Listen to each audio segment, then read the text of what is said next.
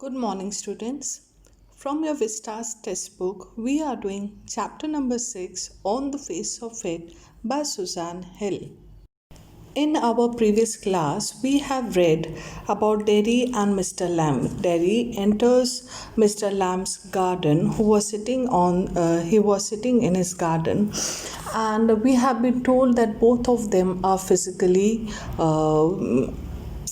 challenged. Mr. Lamb is having a tin leg and Derry's half face is burnt. But then Mr. Lamb has a positive attitude towards life. He has accepted life and does not grumble. But Derry, he is doomed himself in mental desolation, and he feels that people get afraid of him. People stare at his burnt face, and moreover, he says that he does not want to be in the company of people. So let's continue with the line by line explanation of the chapter. Mr. Lamb, it's all relative, Beauty and the Beast. So Mr. Lamb explains to him that people have many things to talk. So Derry questions that yes, they might be talking or they might like to talk about his burnt face.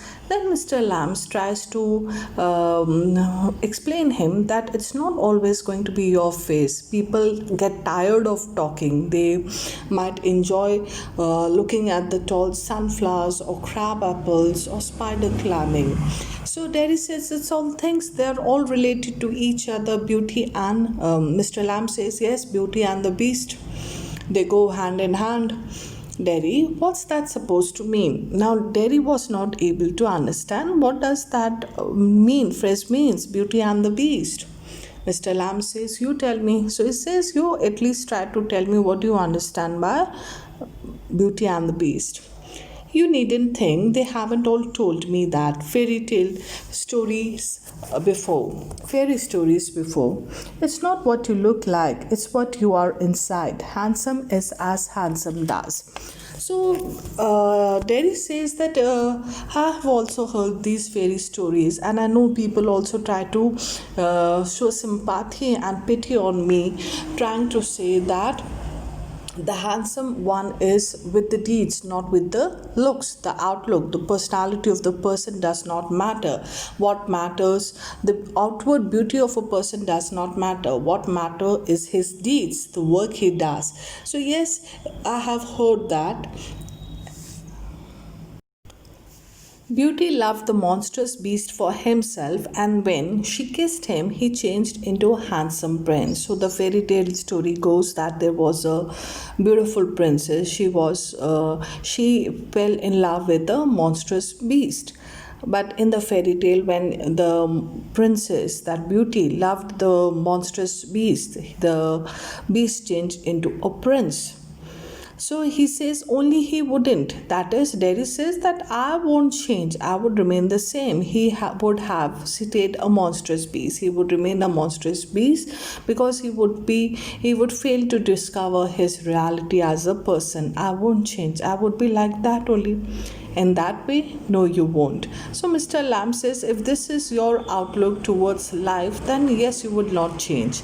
What he wanted to say, what Mr. Lamb wanted to say is different people have different outlooks, perspectives to things, to life.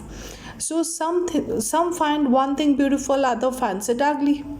So if your outlook towards life is this, that you won't change with that face, with that burnt mark or burnt scar on your face, then yes, you won't be. In this manner, in this pessimistic note, you won't be.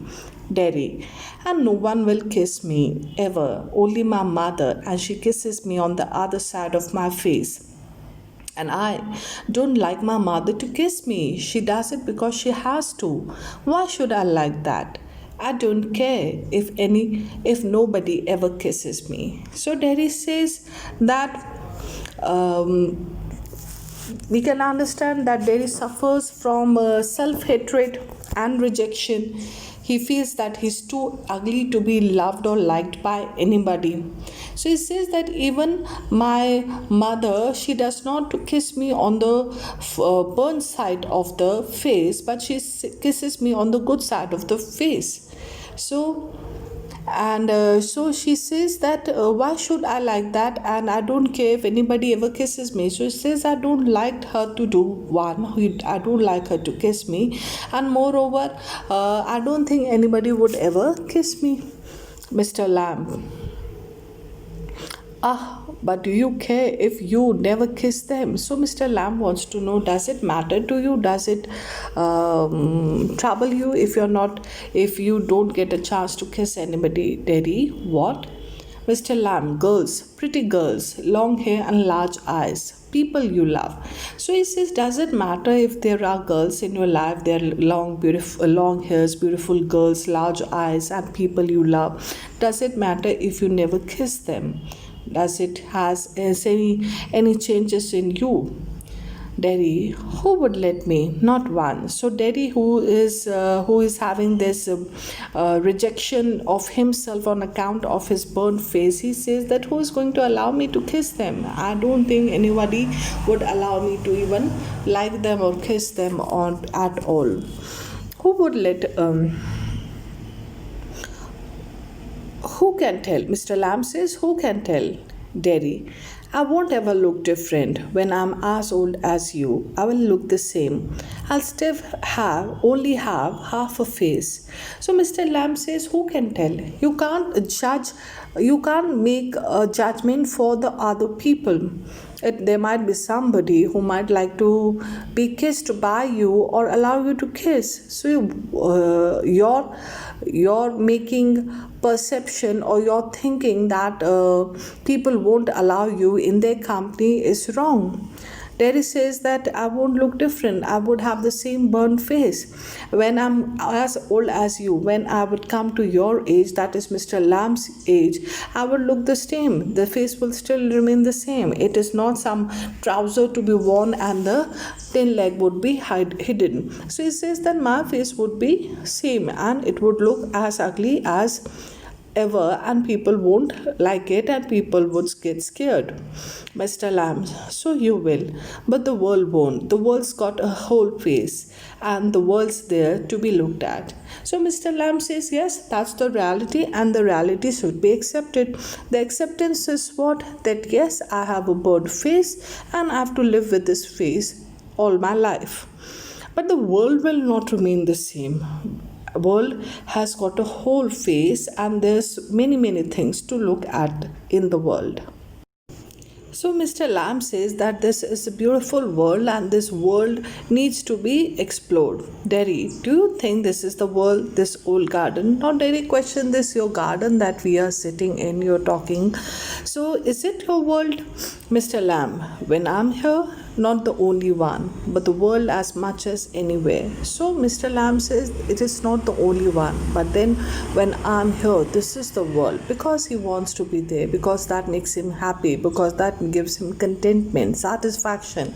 So because he is in this garden, he wants to make sure that he live every moment in that garden with the beautiful apples or bees or weeds or oranges, honey, and everything.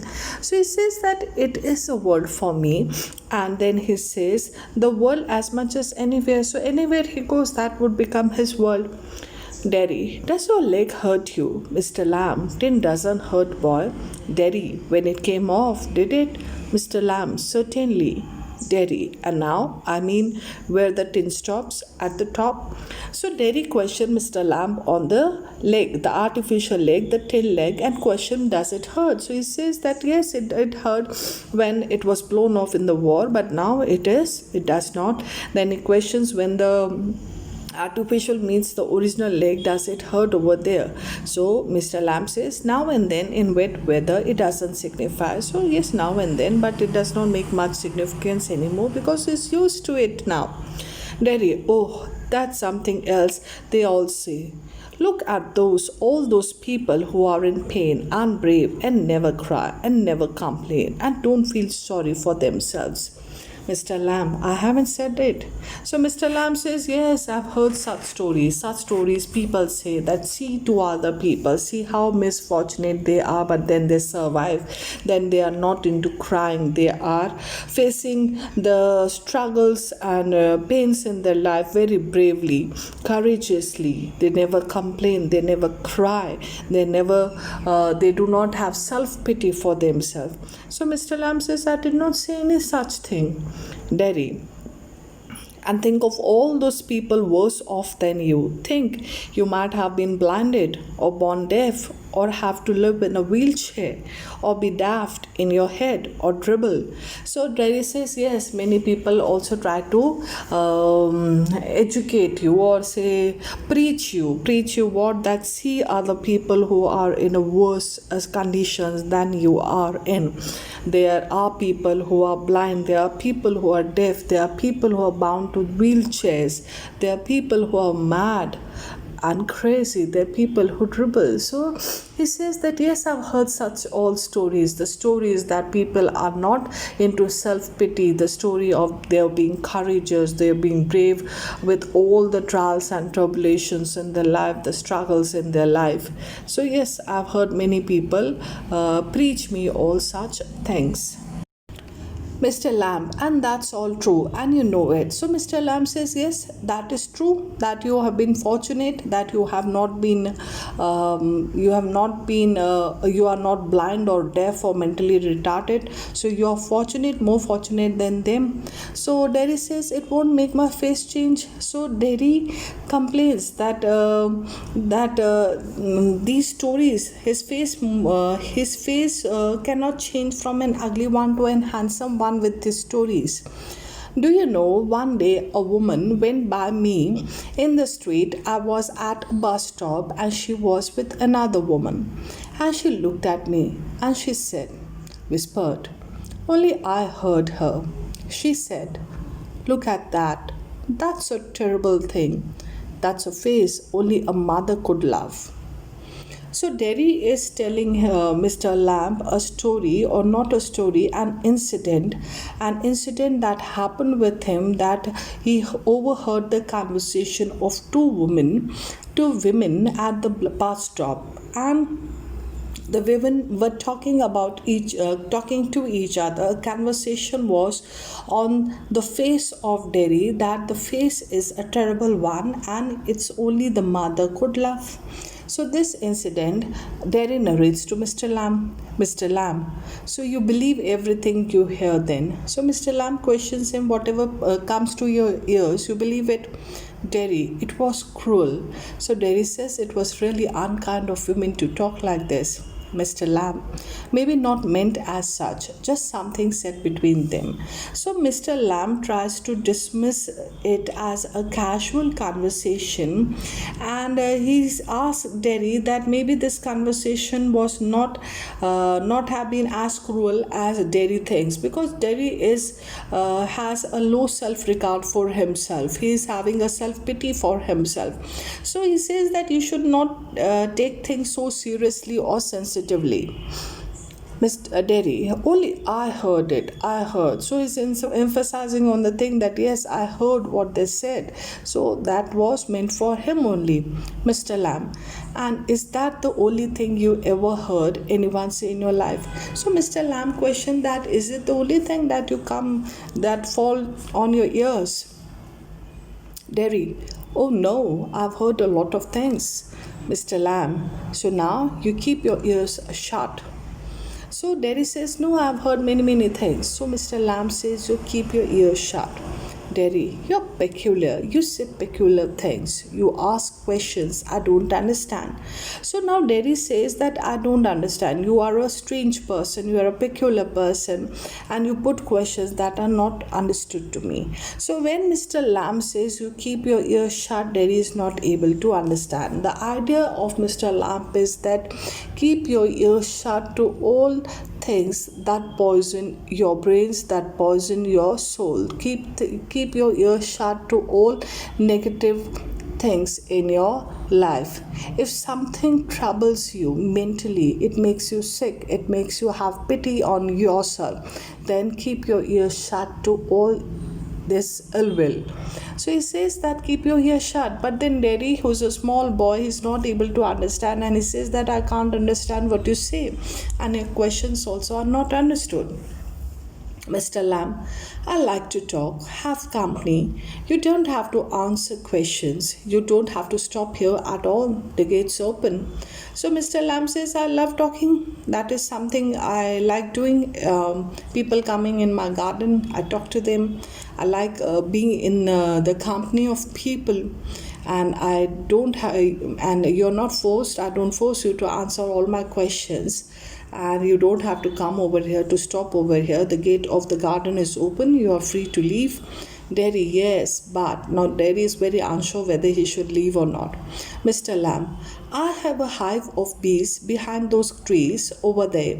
Some hear bees and they say bees buzz, but when you listen to bees for a long while, they hum, and hum means sing. I heard them singing, my bees. So Mr. Lamb says, now Derry is there. He's unsure whether he should leave or not. Derry is there, and Mr. Lamb says that there's a beehive, and people get irritated by the sound of the beehive, and they say bees are buzzing. But for Mr. Lamb, that sound is a song. It's a hum. So, Mr. Lamb, to this example of buzzing of the bees, says that music and noise coexist. And if we choose music in life, we lead a life full of cheer, of happiness. But if we listen to the noise, then life is full of bundles of frustration. Then Derry says, but I like it here. I came in because I liked it when I looked over the wall. So Derry says that I came in this garden when I looked over the wall, that this garden is beautiful. I liked it. Mr. Lamb, if you would have seen me, you would not have come in. Derry, no. Mr. Lamb, no. Derry, it would have been trespassing. Mr. Lamb, that's not why. So when Mr. Lamb